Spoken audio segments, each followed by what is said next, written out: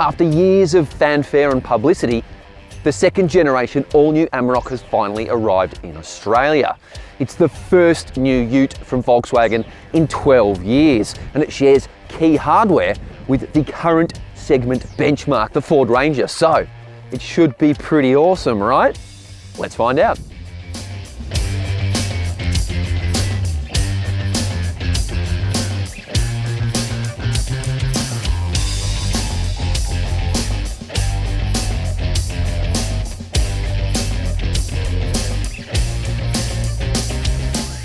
This is brave new territory for Volkswagen.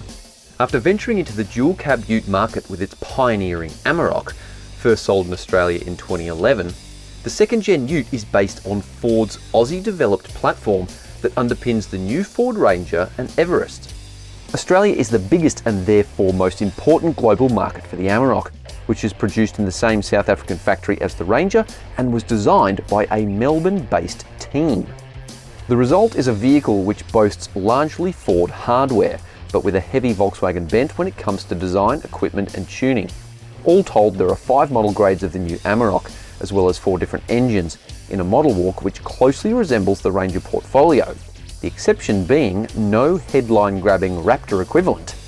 It's generally more expensive than the Ranger, but Volkswagen says the value equation is solid, given it's packing higher levels of equipment and luxury. The headline engine is what's under the bonnet of this PanAmericana model grade we're driving here. It's a 3-litre turbo diesel V6 and it makes a little bit more torque but a little bit less power than its predecessor. Ford's familiar 10-speed auto sends power to all 4 wheels via a part-time 4x4 system, which now includes low-range gearing, which is a first for the Amarok. Braked towing capacity is 3,500 kilograms on all models, and the tub payload has risen by 76 kilos to 1,065 kilos for V6 models. Volkswagen put up a team of international designers right here in Australia for 3 years to get this design on point. And it's fair to say, these optics are quite unique to the vehicle, and I don't think you're going to mistake this for a Ranger anytime soon. The PanAmericana variant certainly stands out from the crowd with a unique front bumper design, including matrix LED headlights, black 18-inch alloy wheels shod with all-terrain tyres, black side steps and black powder-coated rear sports bar.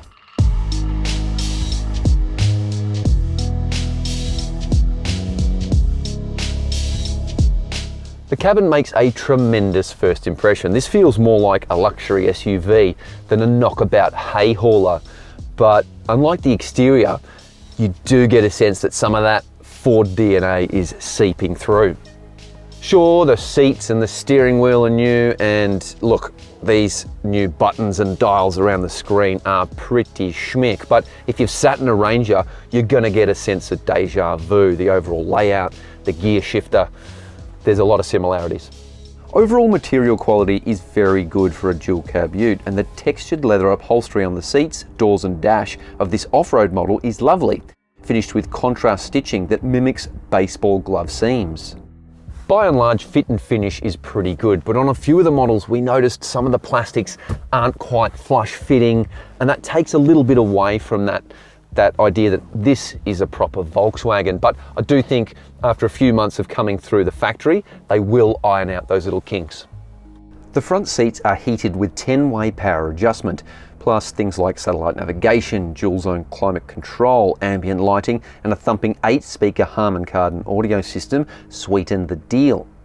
The infotainment system comprises a big 12-inch touchscreen here that looks fantastic, and you've got a 12.3-inch digital driver's display as well.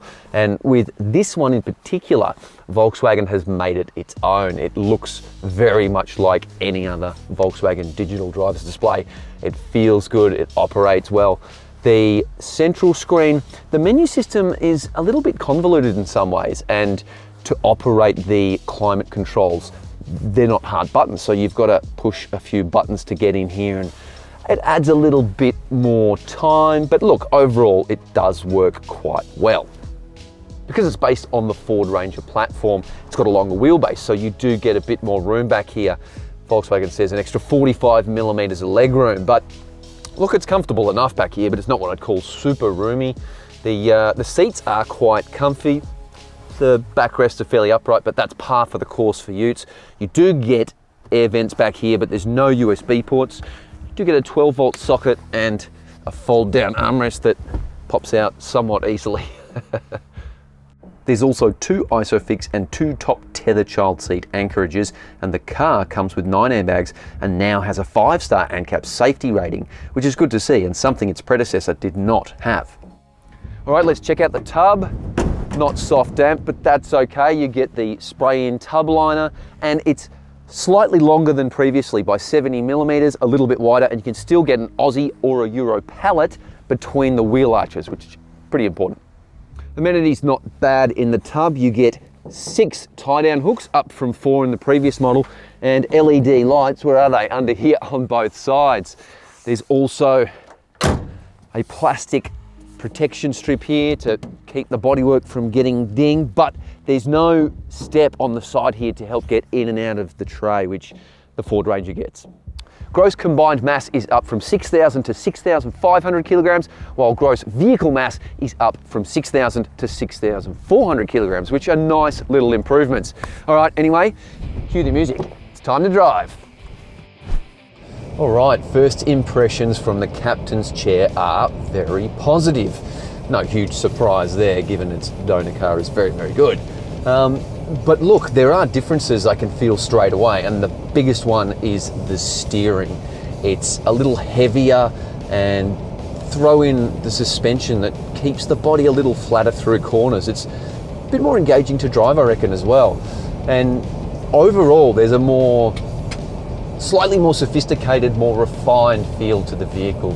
And when all of those elements combine, the steering, the suspension, the brakes, and that awesome V6 engine, it makes for a really, really pleasant drive. I've spent most of my drive time in this silky smooth V6 diesel PanAmericana, and it's a beauty. But I also got to test the mid-range style, which is also surprisingly good, even though the suspension's not quite as fancy as in this model. And then the real surprise was the top spec Urban Warrior Aventura, which you can get with the 2.3 litre turbo-petrol engine ripped straight out of the Ford Mustang. Now, the Ranger doesn't get this engine, and it's interesting. It's actually really good, and I think it might appeal to people who don't want to deal with diesel particulate filters anymore and all the problems around those, and also it feels more like a conventional SUV in the way it accelerates and motivates. It's quite impressive. The breadth of scope of modern day utes is truly astonishing. They can tow a heavy load, you can throw anything in the tray, and they'll even transport the family, no dramas. And this one does it all with a level of luxury and refinement that few of its rivals can match. I mean, take the cabin for instance. It's surprisingly quiet, even with the upright windscreen, the big mirrors. The V6 diesel is very, very quiet, cruising on the freeway. There's not a huge amount of wind noise. But one of the major attractions of the contemporary pickup truck is still their off-road ability. And the big talking point with the second gen Amarok, among other features, is the inclusion of low-range four-wheel drive. You've also got a locking rear diff if you need it. But you probably won't, because the Amarok is a confident off-roader. It's all-terrain tyres and low-range gearing, conspiring to generate loads of grip in slippery conditions. It's dealing with these challenging and somewhat tricky conditions pretty easily, and that's partly due to the fact the ground clearance is up to 237 millimeters now, and it also meant we only touched the underbody armor once or twice on some really big ruts and a particularly steep hill climb. Approach and departure angles are slightly better than the first Amarok, and its wading depth has been boosted from 500 millimeters to a whopping 800 millimeters. That said, ramp over is reduced slightly. Low speed steering and throttle response are both very good, and the hill descent control worked well when we used it.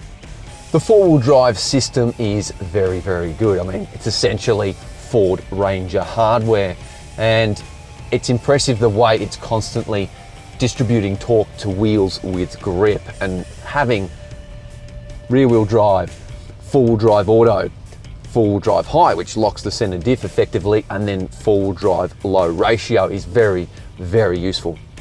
It's arguably one of the best utes we've driven on the road, and off-road it's got serious capability as well. And now I'm cruising on some windy dirt roads, and it's so composed and predictable. That suspension is really well sorted. Make no mistake, this is a very well-rounded vehicle.